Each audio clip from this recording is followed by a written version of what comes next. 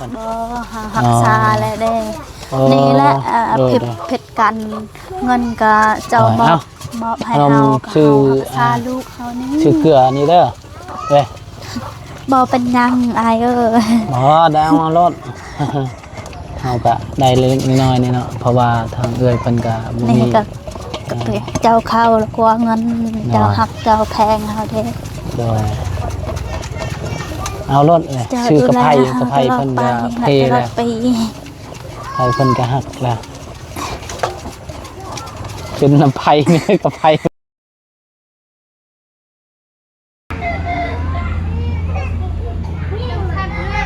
เอาพี่น้องเปิดคลิปเปิดภาพอีกมื้อนี้เนาะพี่น้องก็มาพอกับบ่าวบุญคงคือเก่าคือเดิมเด้อพี่น้องมื้อนี้ก็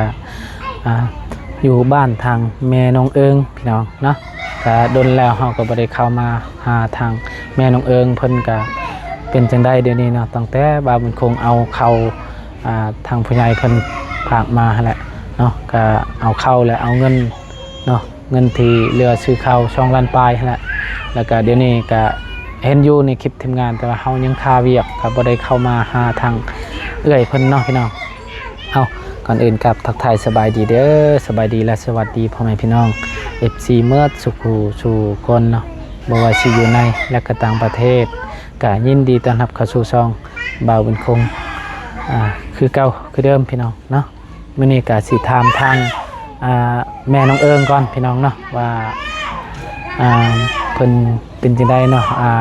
ที่ได้ปลุกกระตูบเนาะเฮาก็บ่ฮู้เพราะว่าเห็นอยู่ในทีมงานเพิ่นเนาะว่าทางพี่ชายเนาะหรือว่าอ้ายนี่นั่นเพิ่นบ่ให้อยู่เฮือนต่อนั่นแหละพี่น้องเพราะว่าเฮือนก็มีเฮือนลาวแล้วก็มีเฮือนพ่อเฮือนแม่มนมั่งนั่นแหละแต่ว่าทางอ้ายเพิ่นก็บ่ให้อยู่นะก็อันนี้ก็แล้วแต่แบบว่าโอ้จักสิว่าจังไดเนาะคนเฮาอยากคือสิฮู้แล้วเนาะไอ้น้องกันคันว่าพ่อแม่จากไปมันก็เป็นแบบนี้แหละพี่น้องเนาะแบบว่าเรื่องพี่เรื่องน้องนี่ก็แบบว่าสิเป็นคนกันคนอื่นเลยนะแบบว่าพ่อแม่เสียไปนะบ่ได้คิดว่าเอื้อยหรือว่าน้องเนาะเพิ่นก็มีลูกน้อยแน่เนาะก็อีต้นสงสารเพิ่นเพราะว่าเพื่อนก็มีแล้วเนาะก็ให้เพิ่นอยู่เนาะอย่างใดก็เฮาก็คือบ่าวบุญคงนี่ก็คือบ่าวบุญคงก็แปลว่าทางผู้ใหญ่เพิ่นสดซอยเนาะแบบว่าค่าเงินผ่าตัดผ่ายังทางเอื้อยเนาะเฮาก็ดีอกดีใจพี่น้องเนาะเพราะว่าเฮาก็บ่มีเงินในทางผู้ใหญ่เพิ่นช่วยเฮาอยากเอาเงินเฮาไปช่วยเพิ่นเฮาบ่มีแต่ว่าอันนี้เงินแบบว่าเงินผู้ใหญ่เพิ่นมาสนับสนุนทางน้องแล้วก็เฮาก็ดีอกดีใจคือบ่าวบุญคงก็ดีอกดีใจทางเอื้อยเนาะที่ทางผู้ใหญ่เพิ่นฝากเงินมาให้ไปปัวหรือว่ารักษาอยู่ห้องหมอเนาะเพิ่นก็ไปนี่ก็ไปเฮาก็เอาลายยายห้างพี่น้องนะก็ไปถามเพิ่นก่อนพี่น้องไป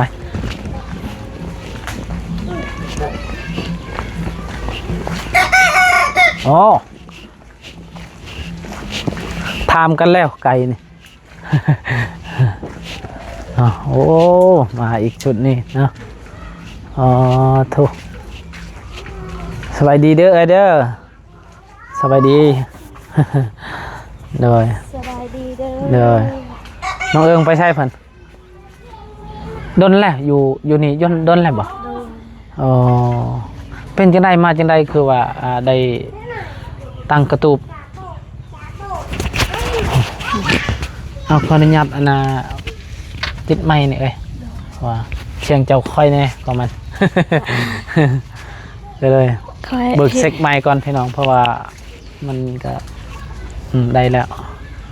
เพราะว่ามันบ่ค่อยติดปานใดตอนนั้นสิเฮ็ดหยังนี่ต้มหน่อไม้เนาะเมื่อแต่ให้โดย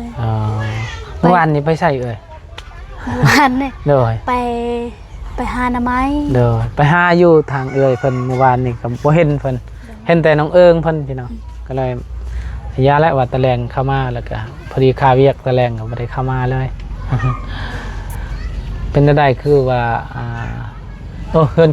ตัวนี้ก็ฮักเฮ็ดบ่ โดย ไผเฮ็ดให้เฮือนตัวนี้ อายอยู่บ้านนี่ละ อ๋อไปตูบนี่ฮะ เฮาเด้ โดย ลาฮักแล้ว ไผบัตรนี่ไผซื้อให้ทาง เบาเสียง ทางบ่เสียงเนาะ โดย โดยอ๋อเนาะคนเฮาเนาะพี่น้องก็เอาจังใดก็สู้ๆเด้อไอ้เด้อได้ให้กำลังใจนี่แหละเนาะ โดย คือว่าเห็นแต่ตั้งแต่เฮามอบเงินหั่นก็ซื้อข้าวตอนนั้นเลยบ่ โดย แบบมันมีปัญหา โดย เนาะเพิ่นว่าจะได้คือให้อยู่เพื่อนขออนุญาตถาม ว่าแบบคืออายอยากได้นี่แหละ อ๋อโด คื ย อ โด น้อง ย ก็อยากเอาไว้ให้ลูกเด้อ โอ้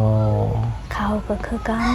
โดย แต่เก่าตะเกก็เอาให้แล้วให้แต่ โดย แต่น้อยไม่ได้ให้หลายแบบนี้นะ โดยแล้วก็มีลูกมีเมียเนาะ โดย อ๋อ ลูก4 คนคือเฮานี่ละ โดย ผู้หนึ่งผู้หญิงผู้หนึ่งผู้ชาย3 โดยใส่น้ำเอิงบ่ น่ะมาเอาอามาป้าชุนายเด้อ อ๋อเราก็นอนอยู่นี่แหละเนาะ โดย นั่นได้ฝนตกก็บ่ได้หัวบ่เอ้ย บ่ บ่ได้หัวเนาะ โดย อ๋อแต่ว่ามันร้อนเนาะ โดย กันว่า เวลาแดดนี่ก็โอ้ร้อนแน่เนาะ โดย อ๋อ เวลา บ่อนที่เอื้อยอยู่นี่เอ้ยอันน่ะดินเจ้าบ่เอ้ย บ่เดินอายเคย อ๋อดินไอ้เคย โดย เนาะ เฮาอยู่ช่วงคราวเด้ อ๋อได้ น้องเฮาก็คือกัน ใช่น้องเจ้า น้องลา อ่า อยู่กับ ตัวนั้น น้ บ่ องเฮาแล้ว เอออันนี้คือเฮือนน้องเจ้าบ่ โดยน้อง อ๋อ ไอ้ต้นเฮาเด้ โดย คือตะกี้ตะเกานี่ก็เฮาทบกับพัวเฮาล่ะไปอยู่เฮือนน้องนี่แหละกินข้าวก็อยู่เฮือนน้องนี่แหละ โดย น้องนี่แหละเอาบุญเฮาเด้ โดยเอ้าก็ว่าเรื่องมันผ่านนะก็ผ่านคันเว้าก็มันสิยาวเนาะ โดย อันใดก็ชูๆเด้อเด้อ โดย เฮาก็เห็นในคลิปเปาเสียงว่าว่าเรื่องเงินเรื่องคำเนาะแล้วก็เรื่องที่ข้าวน้ำจำปานี่เนาะ โดย เจ้าก็แบ่งอยู่ให้เพิ่นเนาะ แบ่งแล้วแบ่งแต่เกาตะกี้นี่เฮา แบบ ให้ นี้แหละ เฮาให้200,000 โดย แล้วเว้าคันเขามีคนให้ตลอดให้ตลอดแบบนี้ โดย แหละมัน แล้ว ก็ คือฮู้ว่าข่อยเอาให้เงินเจ้า เราฮู้เราเบิ่งตลอดแต่เฮา แล้วเบิ่งคลิปบ่ โดยแต่เฮาเมื่อก็เราเบิ่งตลอด โดย ยานเฮาเว้าแบบนี้แบบนั้นเฮาบ่ได้เว้าแบบนี้นะ เป็นจะได้เดี๋ยวนี้เฮาแบบว่าเว้าเรียบร้อยแล้วเว้า โดย เพิ่นก็ปะเลยบ่ โดย แต่ว่าปะผู้อื่นผู้ใครเลย โดย อ๋อแล้วเวลาเจ็บไข้ก็บ่ได้เบิ่งแย่งเลยบ่ คันอายเบิ่งก็คือน้องเบิ่งเด้คันอายบ่ได้เบิ่งก็น้องบ่ได้เบิ่งเด้แบบนี้นะ นี่หาก็มาแต่เชียหญ้าบ่หรือว่า โด หาหน่อย ไม้ มาแต่เสียหญ้าเจอ ก็หาหน่อไม้ เมื่อหา ต้ม เลย แล้ว ไห ล่ะ ม ต้มแล้ว เนาะมื้อนี้ ไปแต่เช้าเลย โหว่าพุ่นนี่เบ้ย โดย โหว่าพุ่นนี่ โอ้โหเคยเห็นเด้ เคยเห็นบ่ โดย เมียเฮานี่แหละ โดย เข้ามา บ่ เลย โดย มาทาง กินข้าว อง ก่ ด อนเอ้ย มาหาแม่น้องเอิงก่อนว่ะดนแล้วบ่ได้หาเพิ่นเห็นแต่ในคลิปนะทางทีมงานเพิ่นเห็นกระตูบเพิ่นอยู่ก็โอ้คิดอยู่ต้นสงสารอยู่พี่น้องเนาะก็เฮ็ดจังได๋ในก็มีแต่สู้ๆนี่แหละเอ้ย บ่มีก็ทุกข์มีก็ จะค ทุ น กข์ นอนอยู่นี่ แบบ ซ้ำไม่ลูกสิเจ้านอน โดยหา อ่า สี่แม่ลูกกับหาแม่นี่ละ ตัวใดคือว่าชีจ้ะบ่ ลูกสิหากับแม่นี่ อ้าวคือเดี๋ยวว่าลูกเจ้าอยู่น้ำพอมันแน่บ่แม่นบ่ บ่แม่น อ๋ออยู่น้ำเจ้าหมดซะ โดย 4 คน ลูกเฮาไปเสียนำ โดย ไปเสียยากับเฮานี่ แล้วได้ข้าวนำจำปาตัวเฮาเอามาตอนนั้นหมดแล้วบ่เลย ยังกับยังครั้งหนึง ยังน้อยหนึงตอนนั้นบ่ โดย โอ้ เฮาอยากเฮ็ดให้เฮ็ดยังข้าวนี่จังได๋หมดข้าวเฮ็ดบ่ได้บ่มีข้าวกินเด้ เครื่องเป่าตัวนั้นน่ะเนาะ ดีตอนนั้นเจ้าเอาให้ตอนนั้นเจ้าเอาให้เราเนี่ยเขาจะแบ่งให้เราแบ่งตลอดคือเอื้อเฮาล่ะเอาได้แบบให้เขาให้ก็ให้เฮามอบให้เรานี่นะเงินตอนนั้นบ่เงินติชนเรือบ่มอบจังได๋แบบว่าเฮาเลี้ยงลูกหลายแม่นก็คือเฮาว่านะเนาะพี่น้องโดยแม่นแหละทั้งที่เฮาอยากซอยเพิ่นหาหยังได้เฮาว่านี้เวลาเพิ่นตกหนึ่งมากก็บ่แม่นอยากเว้าลาวแต่ว่าเพิ่นก็เป็นผู้ชายเนาะคือเจ้ากับพวกก็แบบว่าเลิกกันแล้วก็มีแต่เฮาอยากเบิ่งเพิ่นอยากให้เงินให้คำมันเฮาบ่มีแต่ว่าเรื่องแบบว่าเพิ่นช่วยเฮาก็ดีอกดีใจแล้วเป็นยังกับไผตายบ่ได้แล้วบัดนี้ไปบ่ได้แล้วเนี่ยจังได๋ก็มุ่นแล้วกับไผมุ่นบังแงะน้ำแนวขันตายขันมีก็ทุกข์ก็มีอันขันบ่มีก็ทุกข์ก็บ่มีอันเด้อไปไม่แล้วเด้นะนี่ตอบเราหนึ่งเนาะใส่กับไผอย่าบ่มีเลยมีแต่อันเดียวนี่บ่เฮาชื่อบ่ชื่อกับไผตัวนี้แมวกระดังบ่มีกับไผหมดแล้วกับไผแล้วจะเอ้ยปะเอ้ยมอดครับเล็กลังนี่ก็ชื่อเป็นนัวเฮาก็ชื่อเนาะโดยเบาเสียงให้เงินวันนี้ฉันนึงเลยจะซื้อเป็นนัวนี้เป็นนัวต้องให้ก็หมดแล้วเนาะหมดแล้วชื่อใครแน่ชื่อชื่อมีให้ลูกกิน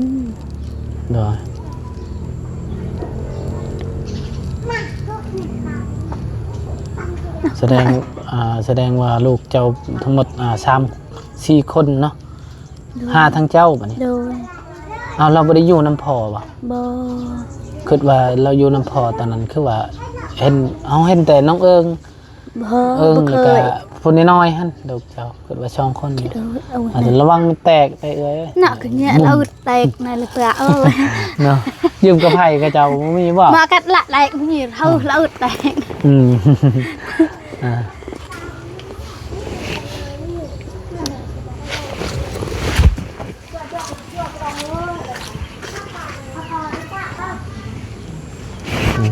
เนี่ย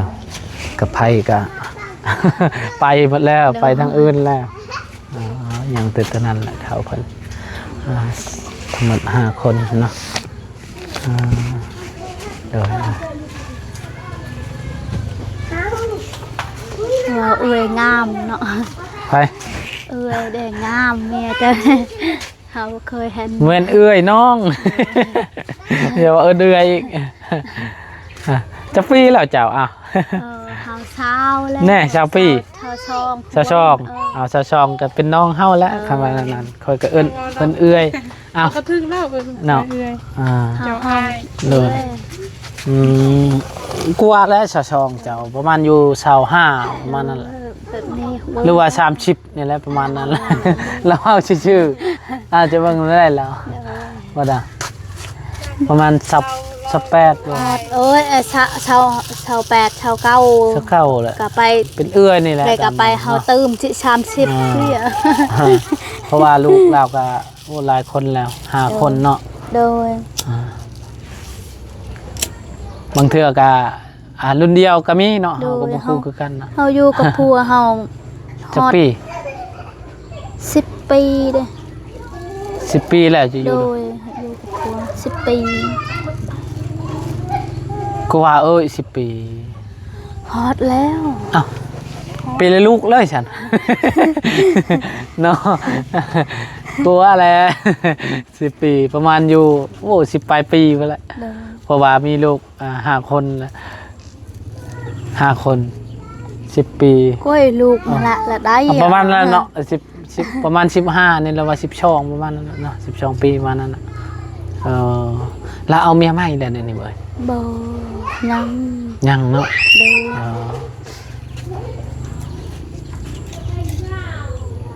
ลูกเฮาบ่เคยไปเลย อ๋อ เคยไปย่าง โดย เห็นพอก็เห็นแล้วปบ คันเราเห็นแบบนี้เราก็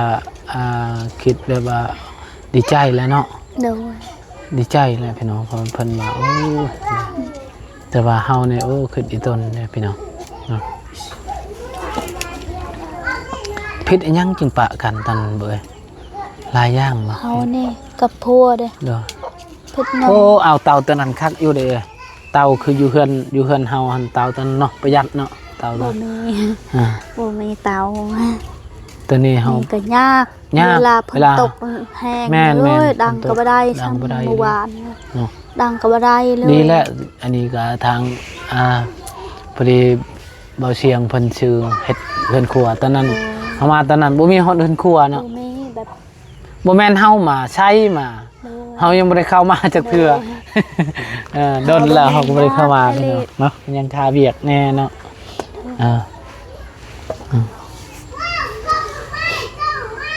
เอาเบิ่งขนมก่อนเด้อเบิ่งขนมอยู่รถก่อนพี่น้อง เจ้า เบิ่ง ได้ ให้ทางน้องอึ้งเพิ่นก่อนพี่น้องให้ขนมก่อน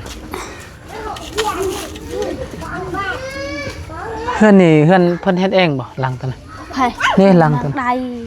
น้องใดน้องใดบ่แม่นเฮือนน้องมาหยังก็อะตูมบ่อะตูม มันหยังนี่ก็เฮือน อะคือเห็นเฮือนบาบิลีชอยเฮือนหยังอะตูมบ่อะตูม นี่เฮือนนางจอจินางฮอน อ๋อตัวนี้บ่ อยู่บ่แม่นอยู่ลุมพุ่น อ๋อเด้อ ลูกแม่ตังเอาจ้าเด้อนี่ยอดเทืองปิ่นสบายดี สวัสดีป้าลุงก่อนเลย น้ำมือสบายดีป่ะ สบายดีป้าลุง เดี๋ยวอยู่ใกล้ๆนี่ขนม ขอบใจ เดี๋ยวเข้าใจนะ ไร บ่มีหยังเฮาก็ไปลิ้นก่อนไปเบิ่งเพื่อนทางน้องเอิงก่อนกระตูบเพิ่นจังไดก็ชูๆเด้อชูหน้ามาเนาะก็ตั้งใจเรียนหนังสือเนาะมันเรียนหนังสือเจ้าตะเพิ่น เรียน เรียนเจ้อบริคิดแล้วบ่ทันเดี๋ยวนี้เพิ่นสิจังหักเนาะ แม่ เด้อลำบากเลยเนาะมันมีเตาตัวนั้นคักเอวเตาคือเพิ่นบ่มันคงพี่เนาะ มีเตา เด้อ หนึ่งข้าวก็แบบเป็นแบบนี้แหละ เด้อ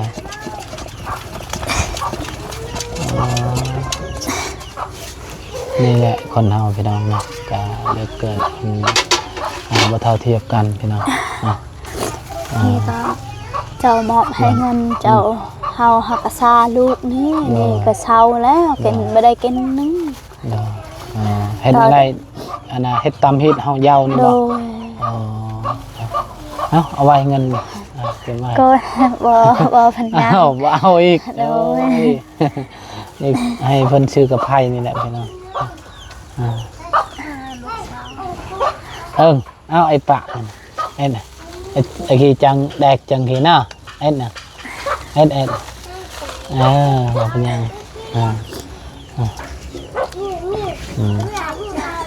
เฮาก็บ่มีหยังเฮาก็เข้ามาแบบว่าจังฮะตอนทางมาได้อันเนี่ยได้นี่ร่วมนี่เธอ nào Nơi. Lần này có su được rồi đó โดย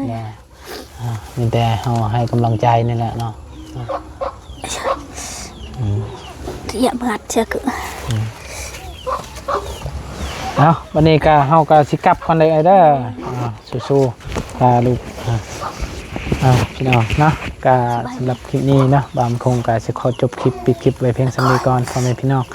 FC เมื่อสุขคนติดตามเนาะคลิปนี้ไปแล้วเด้อสบายดี